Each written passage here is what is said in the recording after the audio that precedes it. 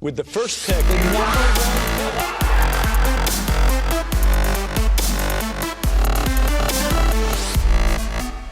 Welcome back to the PG Draft Stock Report. I'm Brian Sikowski. That's Vinny Servino. This week we're doing a little bit of a special one. We're not going to break down positional groups this week or talk prep bats or college arms or whatever. We're not even going to break down a mock draft this week. We are doing a Q&A session, a mailbag session. We've had a fair number of questions asked on Twitter as well as otherwise. We're going to break them down for you. We're talking draft, and I got to tell you, the people demand answers. Well, we're going to try our best to give them the answers that they require. Let's start it off. Right away. We'll go chronologically on Twitter as far as how we got these, and then we'll bring in the texted ones a little bit later. From George at Will_your_way. Any thoughts on the Marlins' direction at 16 and 31? Well, George, I don't think we're in the stage where we can really tie picks to teams, especially that far down the board yet. But with that being said, we do have a new mock draft coming out this week. And as far as giving a little teaser goes, we do have the Marlins taking Jordan Wicks at 16. That is the left-handed pitcher from Kansas State. Pretty unanimously the top college lefty on the board this year. And at number 31, Vin, we could talk about this a little bit. This is something we had on a phone call about this mock draft with our scouting director, Jared Goodwin, was if you're operating under the assumption in this hypothetical where they're taking Wicks at 16, it makes sense for them to go prep bat at 31. And we were struggling to find a fit. Vin, Colson Montgomery, Max Muncy, any of those guys, 31 seems kind of wide open for them. Yeah, and like I said, like you said before, it's too early to begin tying guys to certain picks or certain strategies, but we do have a little bit of history here under the Derek Jeter regime in Miami. You saw last year they potentially reach a little bit for Max Meyer at number 3, save money, end up signing Dax Fulton out of Oklahoma with their second or third pick. So there is that sort of precedent for maybe a little cost saving early to buy a high price prep later on. And like you mentioned, some names. The strength of this class is the prep bats, specifically the prep shortstop. So guys like Muncy, Colson Montgomery, Carson Williams, a lot of guys in play around there. Moving on to our next question. This also comes from Twitter from Cody Glass at CGlass11. What is Alec Willis's draft range right now? Will Minnesota get him to campus? Follow-up question, also relevant to Minnesota. What round range is Zach Robbie looking at? Chances he could be back for his senior season. Obviously, Cody, something of a Minnesota fan. Alec Willis is the Colorado pop-up arm this spring that Joe Saunders, our scout in Houston, actually just saw a couple weeks ago. Correct. He's committed to Minnesota. Obviously, I think that's what prompts the question. But Vin, Joe got a pretty good look at him. It's a good body. He's up to 94, 95. We've heard higher flashes of an average breaking ball. There's scouts going in. Everybody's seen him. I'm sure he's been cross-checked. But either way, it's going to come down to what he wants as far as signability, because he does seem more of like a mid-late day 2 guy, don't you think? Yeah, the boring answer when we get to guys kind of in that range, especially more specifically the prep guys in that range, is what will they sign for? And I know that's not the answer anybody wants to hear, and that's not the answer that involves a lot of intrigue, but it's a simple truth. You got guys who will sign for less than maybe other guys, or guys who price themselves out on campus. I know, again, we have some recent history here. Talking about Case Williams last year, prep out of Colorado, goes to the Rockies in the 5th round, signs for $500,000. I'm sure Willis would probably be in that range, if not a little bit higher in terms of overall bonus money. Speaking college side for Zach Robbie, my apologies. Just first and foremost, I butchered the hell out of that. He was one of the big performers early in the year, right? We had him right around the 5th round range in our first draft board. He teetered off a little bit towards the end, but the numbers on the whole still look pretty good. It's above 300. It's an OPS well north of 900. More walks and strikeouts. It's going to be an interesting case, especially as a college second baseman. Mm-hmm. But there was no question, at least early in the season, that he had established himself as one of the better pure bats on the collegiate level. And Minnesota just had a middle infielder drafted relatively highly not all that long ago, pardon me, in Terran Vavra, but he was a shortstop. Like we could make the argument of whether he was going to project as a shortstop, but he was. Yeah. Feels like a little bit more bat with Rob there, but as a second baseman, kind of limited to that spot positionally. I think you're right, Ben. Those guys out of the Big Ten sign all the time in the 7th round. That's not to say that Sure. that's going to be the case with Zach, but that's that type of profile. And from where we sit, knowing nothing of his personal whatever or what his preferences are, it feels like a signing profile to us. Anyways, next question from Steve Fiorindo at SoCal Steve 9 on Twitter. You should already be following Steve. Steve, Should I go see Marcelo Meyer tomorrow? This was asked yesterday. So yes, Steve, you should have went today to see Marcelo Meyer. Happy Memorial Day indeed. Happy Memorial Day, Steve. Anyways, moving on to that. This one's a little bit more of an intriguing question from Oops, pardon me on Twitter. At Double Wood Dan. Given his injury status, does Gunnar Hoagland fall to the Reds at 17? At number 30? At number 35? For 30 or 35, could he be an overslot selection if they go underslot at 17? This is a long question asking if the Reds will take Gunnar Hoagland. I believe that Hoagland was probably a top 10 pick prior to Tommy John. Fairly consensus, yeah. We had him there on the draft board. That's what it was going to be. He'd kind of established himself almost as that number 3 college pitcher. With the injury, I don't think it falls all that far. He might lose some money.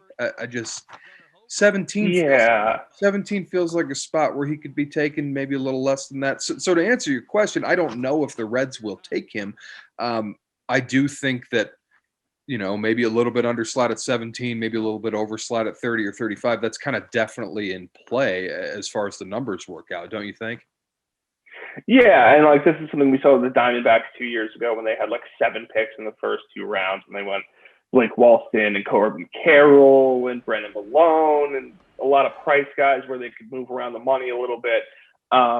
And also, I'll just go ahead and say, we've talked to teams that have first picks there in that late teens, early 20s, even late 20s, that have said, yeah, if Hoagland's there, we will take him, no questions asked. I don't think he's going to fall as far as people think. I think pre-injury, there were people who I've talked to that said they prefer Hoagland to Kumar Rocker.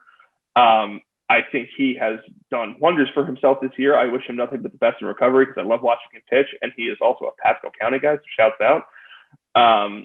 But I truly don't think he's going to fall well past 10 much. But if he gets to 17, I have to imagine the Reds would definitely be interested. If you saw me grimace, it was when Vin mentioned Pasco County. Moving on, we're going to go into the questions that we can't post where they come from portion of the mailbag day. These are questions that, some contacts helped us out with, some folks in baseball who obviously can't, their names can't be posted on this video. Anyways, hashtag sources. To make a long story short, it's hashtag sources. Vin, if you want to do the hand gesture again to show the folks at home what that was, hashtag, you hit it twice, for each syllable, and that you get your hashtag. Anyways, moving on, who is going to be the surprise first rounder? Last year was Nick York. I think was a pretty big surprise to everybody outside of the Boston Red Sox drafting him. But who is it this year? Who's that guy that we really aren't even close to being correct on as far as where we think they're going to go? Yeah, my pick to click is something that we discussed before and something that I've been discussing all day. I've been beating this kind of war drum, and that's Tyler Black from Wright State. He is going to make a statement in the Knoxville Regional. I feel bad for Tennessee fans because they got the number 3 national seed and arguably the toughest regional on the board. But he is a hitter's hitter. He can just break. He can smash. He's been on our radar since his freshman year at Wright State. He put it all together this year. He's finally healthy.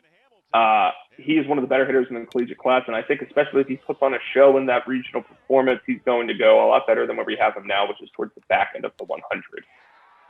Another guy that jumps to mind is another mid-major bat, Peyton Wilson, a guy who, if we probably have a Wood Bat track record or USA track record, Probably didn't flip as far as he initially did, but he's looked awesome these past few weeks. He just tore up the Sun Belt Conference. He's finally healthy again, similar to Black. I think those are two guys who'd be definitely sneaking in the first. I will go with I will say too as well. I'll stick with the college infielder theme and say Connor Norby from East Carolina. Vin, you obviously just saw him. Guys who hit, man. Guys who hit. That's kind of my whole defense here for that. And then I'm going to say Will Bednar from Mississippi State. I think that's a guy, as the college pitching class gets picked early and often in this draft.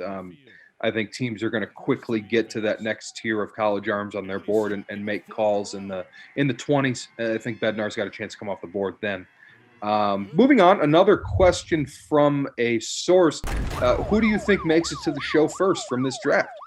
Vin, I think that's a hell of a question. It's always one of the more interesting ones around this time of year. Yeah, and the safe bet's always the college guys, and that's the boring answer. But you know what? I'm going to go a high school guy. I'm just going to say Chase Petty. I'm going to say, you know what? A team takes him, maybe moves into the bullpen really quickly like a Garrett Crochet, and has a guy that sits 98 to 102 with a banger slider out of the bullpen this year when the playoffs come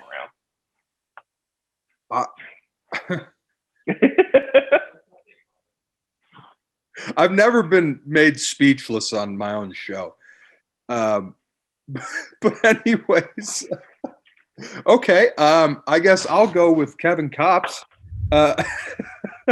Arkansas is a fireman super reliever, unbelievable cutter, really, really good curveball. Doesn't throw any fastballs, but has 95 when he needs it. I think that just if you look at it, the track record of these sort of things, it's always the older college reliever who he doesn't need to go anywhere other than Double-A to start his career, right? Sure. Just go get 15 innings in Double-A, go get 10 more in Triple-A, or even less than that, and then we'll see you in the bullpen in September.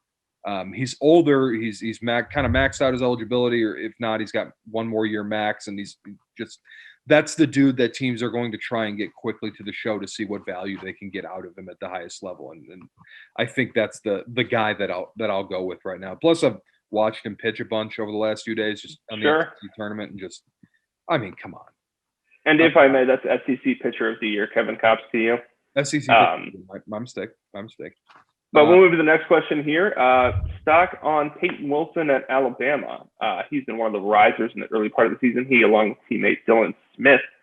And I talked to a couple guys today who have seen Wilson. He's a good player. He's a really good athlete. A guy who's been an athletic guy back to his high school days. He was a primary catcher in high school.